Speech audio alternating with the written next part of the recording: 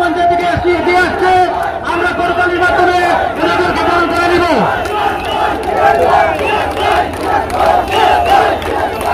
একটি বিক্ষোভ মিছিল দেখতে পাচ্ছি, আমরা একটি সম্প্রীতির বিশ্বনাথ দেখতে চাই। আমরা যারা এখানে বাস করব, যারা বিদেশে পালিয়ে যাবে, তাদের বিদেশে বাড়িঘর, টাকা সম্পত্তি সব নিয়ে গেছে। গতকাল শুনলাম ব্যাংকের এখন এমন অবস্থা, 5 তারিখের পর থেকে টাকা তুলতে তাদের কোটি কোটি টাকা ছিল, টাকা তুলতে ব্যাংক এখন খালি, ব্যাংকে এখন টাকা দিতে পারছে না। আমাদের এখন 2-5 টাকাও ব্যাংক দিতে পারছে না, এর অবস্থা। তো দেশকে যারা ভারতের কাছে বিক্রি করে দিতে চেয়েছিল কি এরকম বহু, যেটা প্রকাশ পায় না, অপ্রকাশিত চুক্তি এখনো হয়ে গেছে ভারতের সাথে। সেই সমস্ত চুক্তি করে ভারতকে অগ্রাধিকার দিয়ে ভারতের সাথে চুক্তি করেছিল, এবং সেখানে আমরা যেটা আগেই বলতাম যে শেখ হাসিনা ভারতে পালিয়ে যাবে, সেই কথাই কিন্তু আজকে সত্যি হয়েছে। ভারত এই গণহত্যাকারী আমাদের দেশের সমস্ত জনগণের বিরুদ্ধে যে ভূমিকা অবতীর্ণ হয়েছে, তার পক্ষে ভারত অবস্থান নিয়েছে। সুতরাং এরা আমাদের বন্ধু না, এরা কখনোই আমাদের বন্ধু না। তারা তাদের নিজেদের স্বার্থে, আর হাসিনা তার ক্ষমতাকে টিকে রাখার স্বার্থে দেশকে বিক্রি করে দিয়েছে। কথা আছে কিনা আজকে বলতে পারবে যে আজকে বড় বড় কথা যারা বলছে, 5 তারিখের কয়েকদিন আগে পর্যন্ত মিডিয়ার সামনে এসে বড় বড় কথা বলছে, তারা কোথায় এখন? তাদেরকে টিকিও খুঁজে পাওয়া যাচ্ছে না। তারা আবার বিভিন্ন সীমান্তের বর্ডারে গিয়া, কেউ আবার বর্ডারে গিয়ে মারা যাচ্ছে, কেউ বর্ডারে গিয়ে আটক হচ্ছে, বিভিন্ন রকমের ঘটনা ঘটছে, আমরা দেখতে পাচ্ছি। সুতরাং বাংলাদেশের মানুষের কাছেই থাকবে।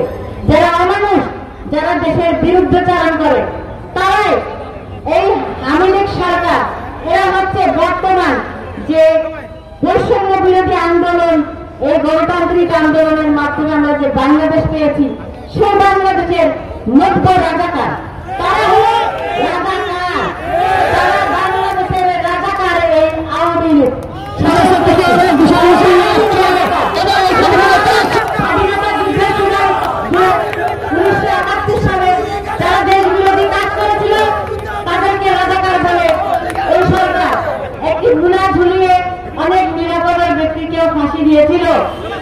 আজকের এই গণতান্ত্রিক দেশে এই আওয়ামী লীগ সরকার হচ্ছে রাজাকার। তাদের একটাই পরিচয়, তারা হল এদেশের গণদুশ্মন। সুতরাং তাদের পক্ষ নিয়ে যারা কথা বলবে, তারা এদেশের শত্রু হবে, তাদের পক্ষ নিয়ে যারা কথা বলবে। তবে যারা না বুঝে সমর্থন করে গেছেন, যারা অন্যের ক্ষতি করেন নাই, যারা দেশের ক্ষতি করা যায়, তারা অবশ্যই, আমরা তাদেরকে অবশ্যই আমাদের সাথে নিয়ে অবশ্যই চলবো। তারা এদেশে থাকবে, তারা আমাদের সাথে এদেশের মানুষ হিসাবে থাকবে তারা। সুতরাং আমাদের বর্তমান যে সরকার আছে, সেই সরকারকে সহযোগিতা করার জন্য আমাদের কি করতে হবে?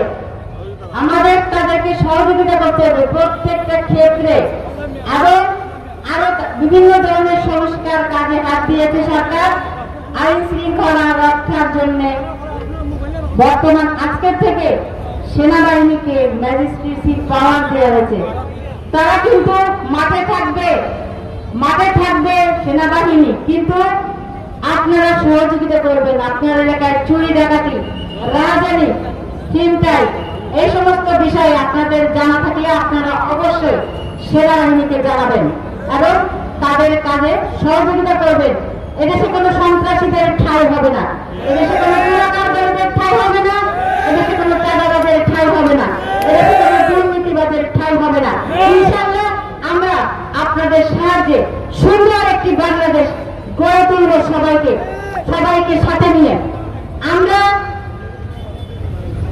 আজকে যারা এই আন্দোলন করতে গিয়ে, ছাত্র আন্দোলন করতে গিয়ে যারা শহীদ হয়েছেন, তাদের প্রতি আমাদের শ্রদ্ধা, বিনম্র শ্রদ্ধা। যারা আহত হয়েছেন তাদের প্রতি সহমর্মিতা।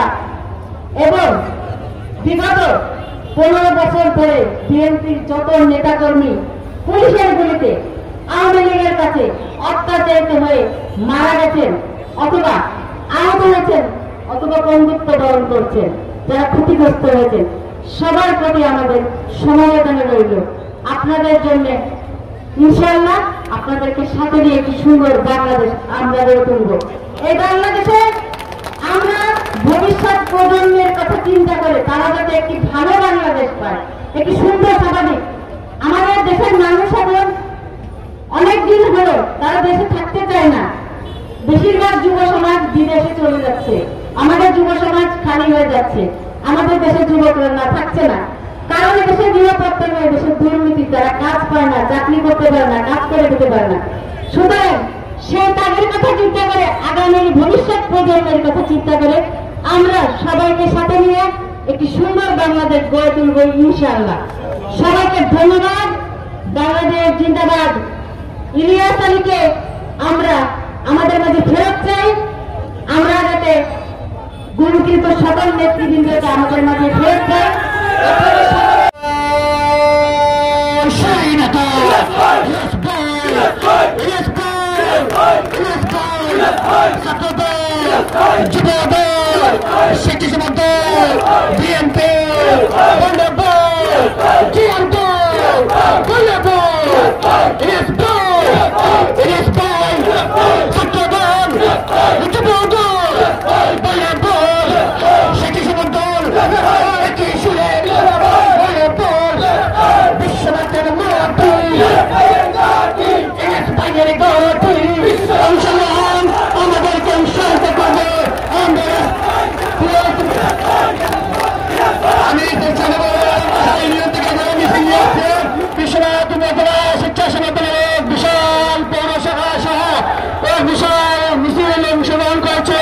তাদেরকে বিশ্বনাথ উপজেলার পক্ষ থেকে ধন্যবাদ এবং কৃতজ্ঞতা জানাই। আমি পরিচয় করে দিচ্ছি বিশ্বনাথ পৌরসভার বিএনপির সংগ্রামী সভাপতি, 5 নং ওয়ার্ডের সভাপতি ইমামউদ্দিন সাহেবকে আমি পরিচয় করে দিচ্ছি। পৌর ছাত্র দলের সংগ্রামী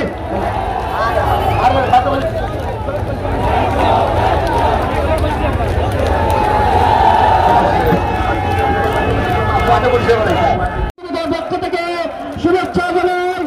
আমরা দেখতে পাচ্ছি বিশ্বনাথ উপজেলা ছাত্রদল, পৌর ছাত্রদল, জেলা ছাত্রদল বিশাল মিছিল নিয়ে আসছে। এবার ইসলামিক নেতা আসছে, ইসলামিক কমিশন নেতা আসছে, ছাত্রদল যুবদল স্বেচ্ছাসেবক নেতা আসছে, আজকে যুব সমাজ নেতা আসছে, সেই নেতা